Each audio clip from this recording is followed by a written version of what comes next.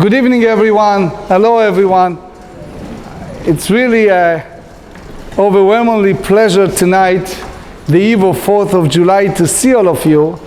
The truth of the matter, when I prepared this talk, I figure out Mr. Bruce Einhorn definitely will be here tonight because he cares for history. But other than him, I figure out maybe another 5, maybe another 10. But to see all of you, it's really pleasure and honor, and thank you for choosing to learn about Jewish history more than the firework of July 4th. Anyway, the subject of tonight, it's a very serious subject. It's the time frame between the Mishna, Talmud, and Geonic era. And why it's so important for us?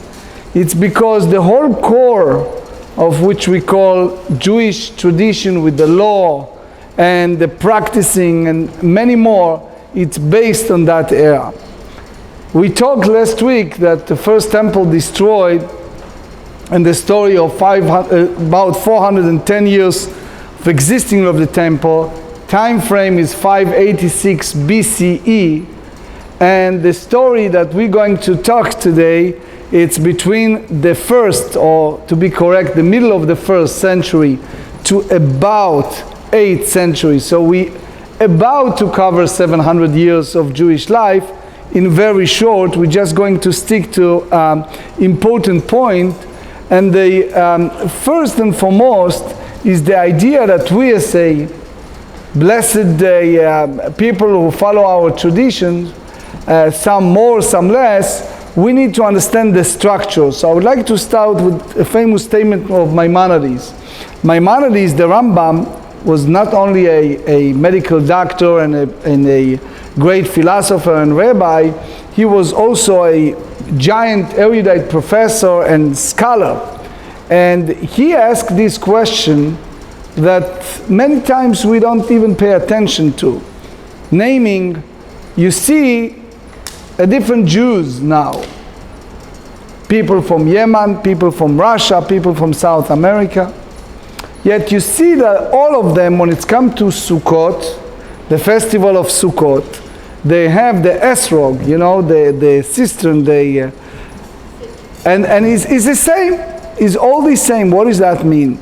If you look at the text in the Torah said, "Ulkachtem lachem," you shall take for yourself the first day of Sukkot, Pri Etz Hadar. Pri is a fruit from a tree.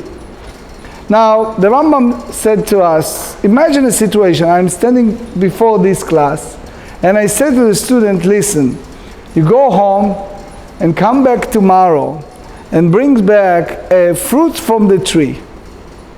Guess what's going to happen? Right. One student will bring apple, another student will bring an orange. Now think about the Jewish world. We are separated and segregated for about 2,000 years from each other, right? Yet, when it's come to Sukkot, no matter what, everyone bring esrog. Is that indirect proof, the Rambam said, to the idea that we believe in the oral Torah? And that's a very important core point in Judaism, because many of us said, all right, the written Torah, I believe it's total divine, etc. The oral Torah that the rabbis brought to us, you know, there are many opinions, there are many things. It's not really correct, because here is an example. I give you another one the Rambam used. Tefillin, you know, the one that we put on our arms and our heads. Jews separated for about 2,000 years. Yet you see that Jews from all different planets of the world, they have the same square made boxes, black, not white, not green, not red. How come? It's not in the Torah. So this is, again, the whole notion that we believe that the oral teaching transmitted to us in a way, Moses, as the Mishna said in the Ethics, transmitted to Joshua, transmitted to our ancestors, and it's just passed down from one generation to the next.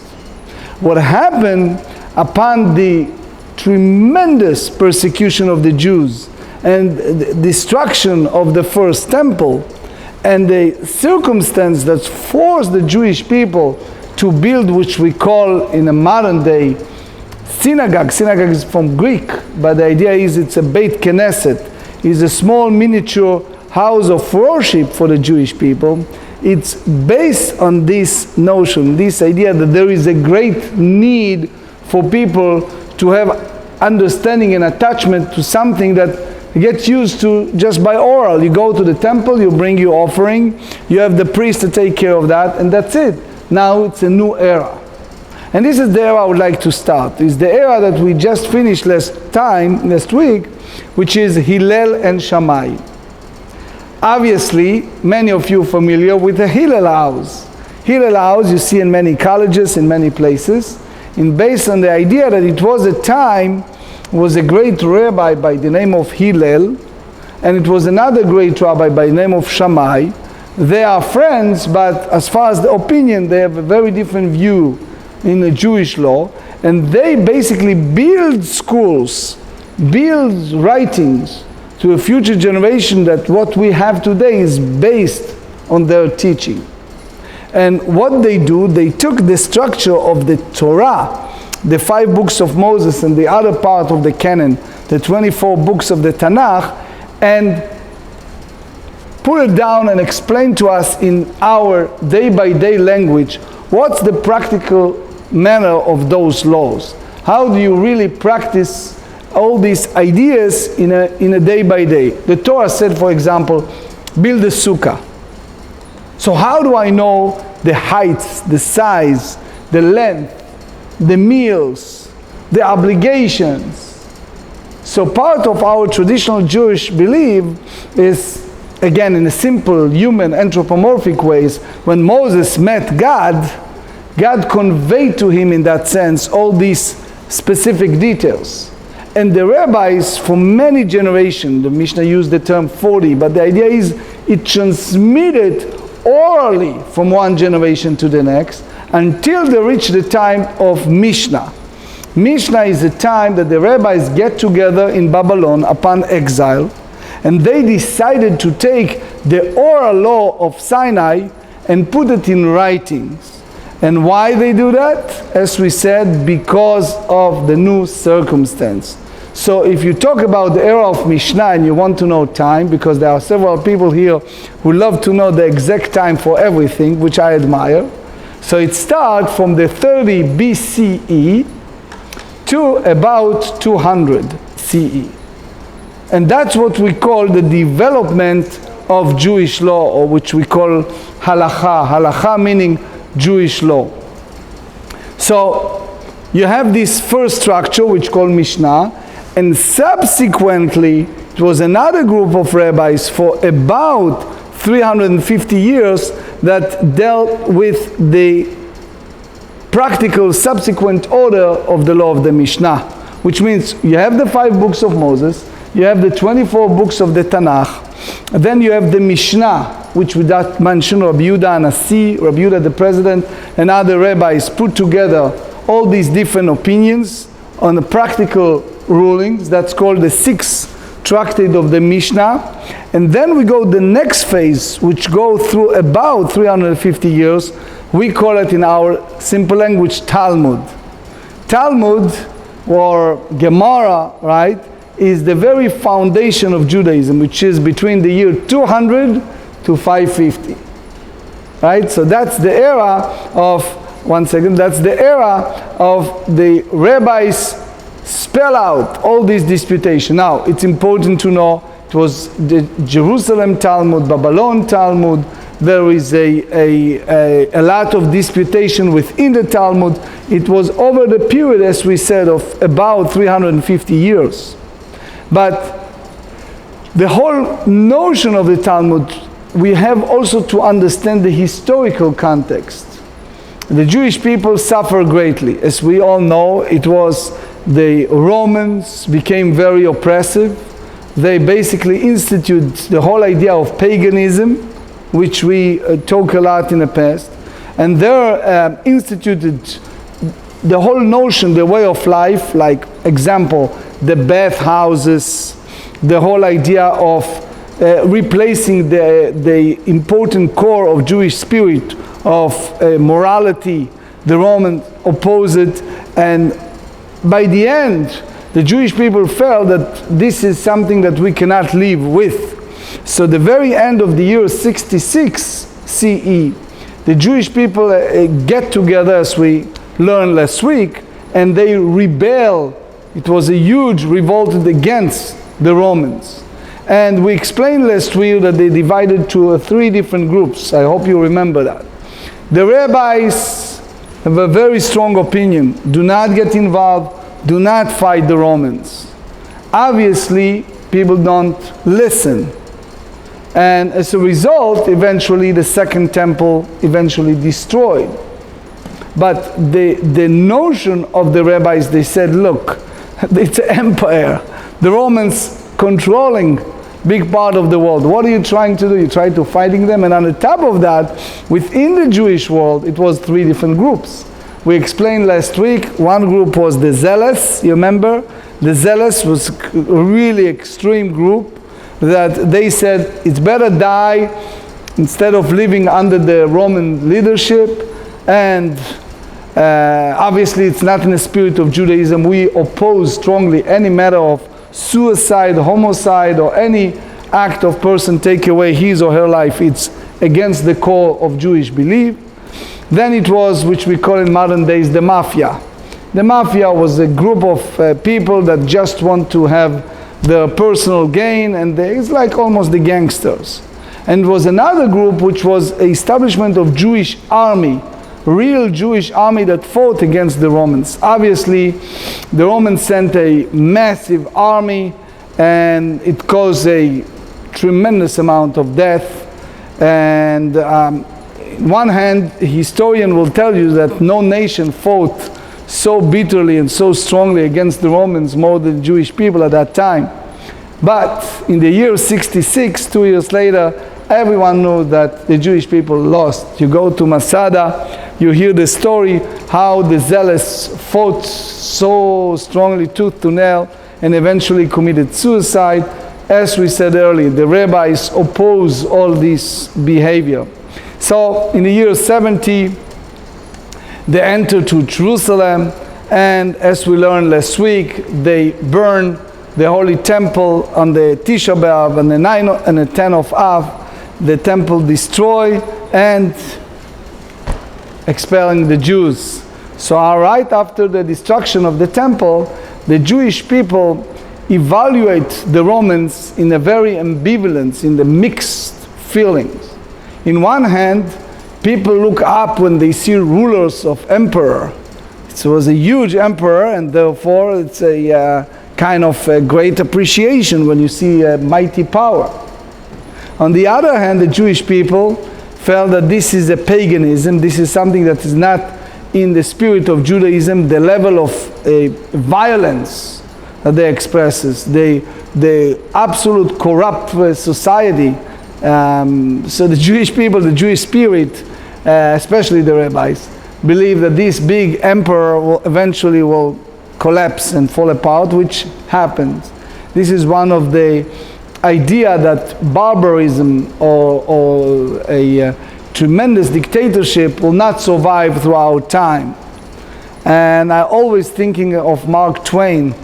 One of his famous writings is the idea of how come the Jewish people, the Jewish soul survive. He asked that famous question, he left it with a question mark. He said, and I just paraphrase Mark Twain, he said that the Romans, the Greeks, all these mighty nations rise up and disappear. And what's the secret of the Pintele Yid, of the Jewish survival? How come they survive everything all the times? But I may say that the answer we give is the Jewish survival base. It was based on study, which now it's much richer, because we have not only the written Torah, but now the oral Torah that is available in writings. And they also spread the Torah. So from the year 100, when Yehuda Anasi, Rabbi Yehuda Anasi, the president, who is a great friend of Antoninus, it's a big disputation among the scholars who was Antoninus, but he was part of the big emperor, and he put together and edited the Mishna, and it was, which we call Horaat Sha'ah, it was just by force of circumstance. So he basically, Rabbi Yehuda Anasi felt that the realization the Jewish people going to exile is not going to be much opportunity for people to study Torah, to understand the Torah, to involve in Torah life. So therefore, he put together the Mishnah, and that basically became the foundation for rabbinic Judaism. It will not be an exaggeration to say that many people to this very day live Talmud, meaning not only study Talmud every single day, but live in the spirit of the Talmud to this very day. So even it was earlier, say 100, 200 in the Common Era, it's something that spread and influenced the Jewish world for about 1800 years of life. Now, it's so important for us today to understand that whenever you go to a rabbi and you ask a question, in that sense, it's not a huge difference in the movement because the sources are the sources. They usually support their sermons, their teachings, their ideas on Torah, Mishnah, Talmud. Torah, Mishnah, Gemarah, which again, 1st, 2nd century, Rabbi Yehuda Anasi, 3rd, 4th, 5th, 6th century, it's the subsequent order of the Talmud. Following that, it was the era that is called the Byzantines. The Byzantines was the Christian fanatic that just upon establishment, the idea of new world of Christianity, they tried to proselytize and enforce others to follow, and it was a notion of mass murder of Jews, about almost, some scholars said, genocide of the Jewish creed by the Byzantines, by the Christian Byzantines at that time of the 6th century.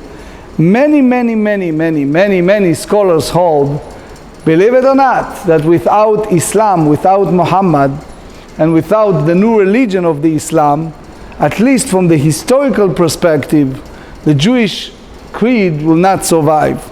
Meaning the people who fought the Byzantines was the new world of Islam that tried to take over the world, and under that circumstance the Jewish people will be able to survive.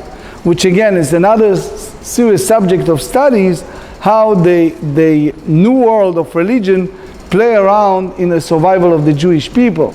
But the idea that Muhammad came out with the total monotheistic religion that we all know based on Judaism, and at the very beginning he held a very strong belief that the Jewish world will just believe and follow him. Why is that? First, it's because it's monotheistic. It's believe in one God. It's a very strong belief in one God. Second of all is the structure of religion. The prayer is the same idea of Judaism. Submission to God, same idea. The idea of the 5 pillars, for example, the idea of zakat, to give tzedakah, or the idea of to fast, right? And many core idea of Islam is based on the notion of Judaism. Yes, there are differences.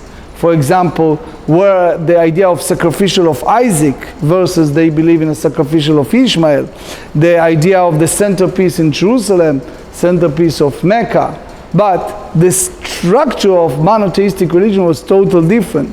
So because of that, at the very beginning, if you read the Quran, you see a tremendous praise, fascinating praise of Jewish faith. But later, unfortunately, he disappointed of the Jews, because typically the Jewish people divided to 3 groups. It was a group that supported him, it was a group that opposed him and fought him, and it was a group that fooled him, that told him that they're going to partake of the new religion, and then it turns that they are not. So the end part of the Quran, it's a very strong word against Judaism. So those who study the Quran may grasp the understanding why is that and what happened, and it's all depend how you take and interpret certain parts of the text. But as we said, the Quran itself, the first phase, praised Jewish faith tremendously, and the truth is, if you study history, you see how Islam really about to take over the world. They absolutely took the Middle East part, then they went to North Africa, big countries, and then they get to Europe. If it was without the famous general Charles Martel, the Islam faith would take over Europe as they took over the entire world at that time. It's okay. Now, when we talk about Islam and Judaism, we should remember, is a big subject. If you excluded the virus that the Islam world catch when they passed about 50, 60, 70 years ago, most of the Jewish life in exile was way better under the Islamic leadership versus Christian leadership. Yes, it was here and there persecution of Jews, but you do not hear for all those years from the 7th century to about 20th century, about 1200 years, a mass, huge genocide of Jewish creed in an Islamic country. There is no such a thing, Holocaust, that we faced in the Christian countries. And it's a subject to understand why and how things held in such a way. But the next step, which is right after the Talmud, by the 6th century, and here we are from the 6th century to almost 11th century, it was an era that is called the Geonic era. It started with Iraq, and it spread throughout those Middle Eastern countries. It was a period of about 500 years that structured the leadership of the Jewish people worldwide.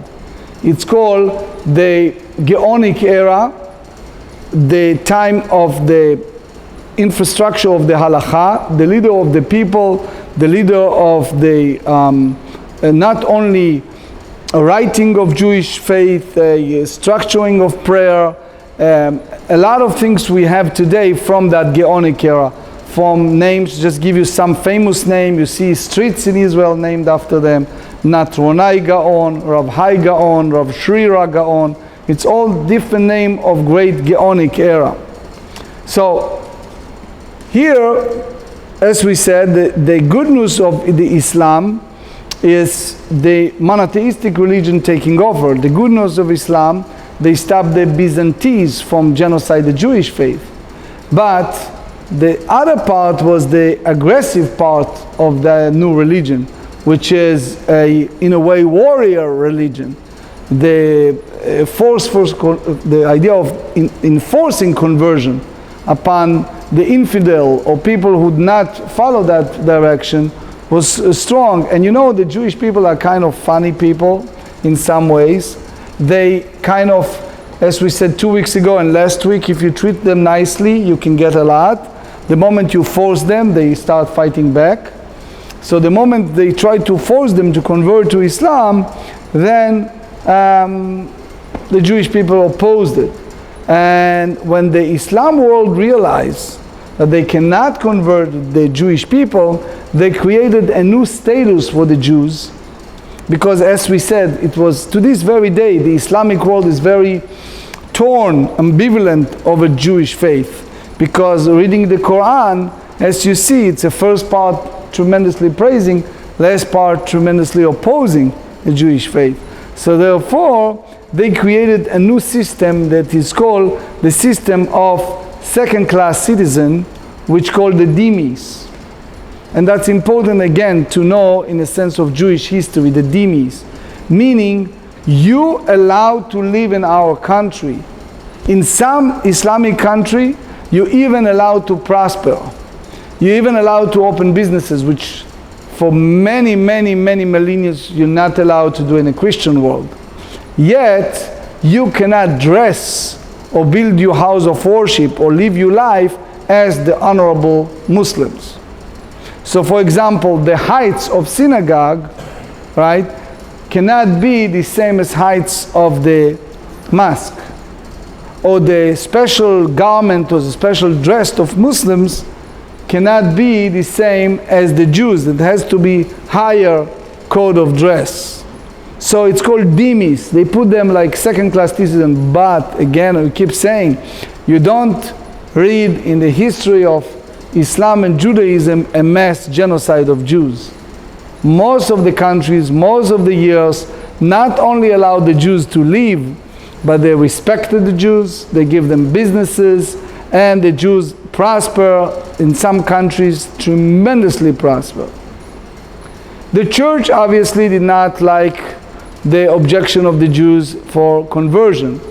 The difference again, the church until recent years tremendously put the Jewish character, the Jewish people, under human being. Versus the Islam, and that's a huge difference for those who study comparative religion or world history or religion. They should know that the Islam world allowed the Jews in such a level, take for example the 7th century, when they took over North Africa, Tunisia, Algeria, Morocco, and then they reached Spain. The head leadership of the Islam was Jews. Or Jews, not just that. They are very progressive. If you read literature of Islam from the 7th, 8th century, it's beyond impressive. You have the famous poets, you have the art, you have philosophy, you have calligraphy, which is beyond impressive world of art and literature. But a good example was Abd al-Rahman. Abd al-Rahman was one of the luminary leader of Islam, came from Iraq, went to Spain, and the Jewish people, they had leaders of everything. It turned in such a level, not only the head of the armed forces or the ministers, even prime ministers of some Islamic leadership around the world were Jews. A good example, you see a name, is a street in Jerusalem called Shmuel HaNagid. Shmuel HaNagid was a prime minister under the Islamic leadership. Some said that he was even the head of the court, the supreme judge. You see another name just come to my mind, Chazdai ibn Shaprut. Chazdai ibn Shaprut is again one of the highest ministers. And the list go on and on and on of hundreds of Jews that reach between business world, leading armed forces, and advisor and counselor and the power people were Jews. Never happened in the Christian world. So that's called in our literature the golden age of the Jewish people, the golden age of scholarship, which again, that was from the time the Islam rise from the 7th century until about the 11th century. So if you talk about the year 670, the beginning of Muhammad, until 1150, that's the golden age of the Jewish world under the leadership of the Islam world, versus from the 1150 to 1492, that's one of the most saddest, horrible time the Jewish people, especially under the Christian leadership in Spain, that the Jewish people just lost everything, lost all the wealth, lost life, lost their faith, convert to, or forced to convert, or forced out of the country, including the highest of the highest people, some names like Don Yitzchak Abarbanel, the great rabbi and scholar. If you read his literature, his writing by introduction of the book of Job and book of Jonah, you see what he went through. He was a minister of finance of Spain, and the Queen Elizabeth forced them out in 1492, again Tisha B'Av, and he left the country penniless, really, from being, again, the Minister of Finance. Or another name, just, yes. Not going to forget Henry II threw the Jews out from England. What? Henry II threw the Jews out from England in the 1200s. Right. Way 300 years before the Spanish got out of the place. Correct. Yeah. But here, I just want to dwell for a moment on that. It was two great leaders at that time. If you jump to the era of the 1492, it was Abraham Senior and it was Don Yitzhak Abarbanel. Both of them are people who are in charge of finance of the big emperor of Spain. But because the Christian motivation, the Christian religion, the Christian taking over, etc., and a forceful idea of either you convert to Christianity or you have to be out of a country, it was two big leaders that have to make that decision. Unfortunately, Abraham Senior decided to convert to Christianity, like many other Jews, in order to keep his job, versus Don Yitzhak Abarbanel, is a great rabbi and scholar and a minister of finance, who lose his job, lose his wealth, and left the country penniless, was buried much further in Italy.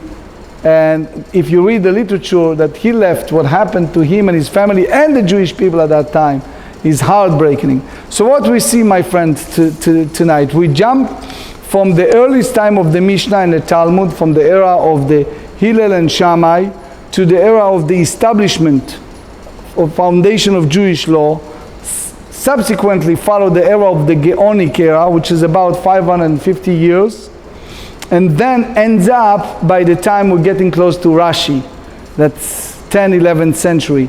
All that time sounds weird, but what saves us obviously is the Lord, but in practical way is the new religion of Islam saved the Jewish people from the Byzantines, from the 7th century and onward until about the era of the Christian world, the 11th, 12th century. And we, God willing, next time going to talk not only about the crusade and the era of Rashi and Rambam and Ramban, but it's totally different time. So the golden age of Jewish life is under the Islamic leadership that took over from that time of Muhammad of 670 until the middle of 1100. Now it's a time to ask me a question. You can, yes, and anyone would like, you guys okay to tape those questions? I don't mind. Just a comment. All right.